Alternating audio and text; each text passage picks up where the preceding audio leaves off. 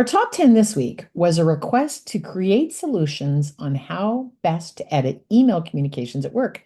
The writer shares that they spend far too much time writing the email and editing it to make it shorter, finding they're still too long. And you shared many helpful tips. But the first was shared by many of you using artificial intelligence. You can use ChatGPT, Copilot, Grammarly, or a long list of others that will do the writing for you. I realize that not all of you can use AI at work, but if you can, that will certainly make the writing of your email easier. Then the tips became more specific, some still using AI. Once you've got the first draft, then you need to remove the portions of the email that don't sound like you. Put in the real names and add your personal touch to what they've created. Julie Perrine from Indianapolis, Indiana, said that she has her preferences already set up in ChatGPT, as well as her personality type. And the more you use it, the more it's going to learn to sound like you. Now, Julie says that emails sound like her, and then she asks it to include the personality details of the person she is sending to the email so they get the information the way they want to receive it.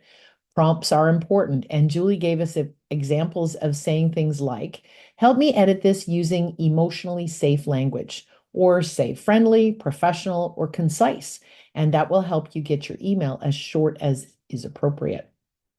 Our fourth tip comes from Lee Fowler from Ontario, who suggested the ask, provide, guide method. Ask. Ask a question or create a hook in the subject line. Provide. Provide a solution or info that relates to the hook and answers the question.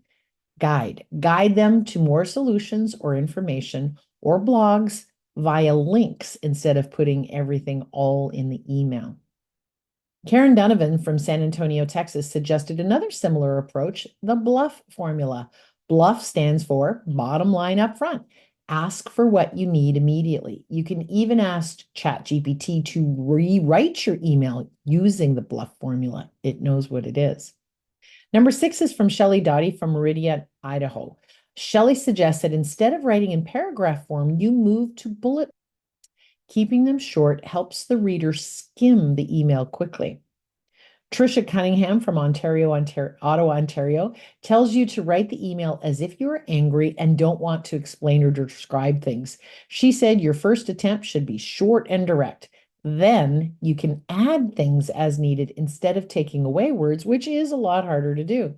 As an example, Tricia said to do this. Name. I need you to pull the baloney report and assess the findings so that we can present them in 10 days. Set meeting accordingly. Then I'll decide how much more this person would benefit from and add my level of pleasantness and silliness. Muriel from Lausanne, Switzerland has tip number 8. Muriel says that the subject line is the key to keeping it brief.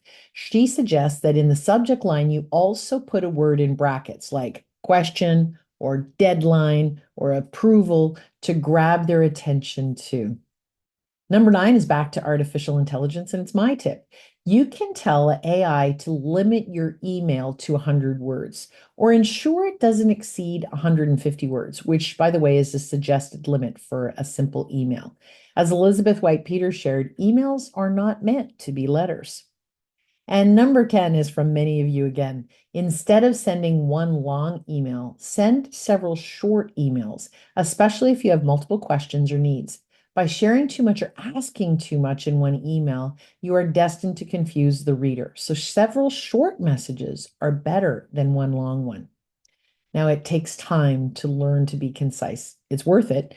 So get friendly with ChatGPT or Copilot or whatever to teach you how to use fewer words for success. And good luck.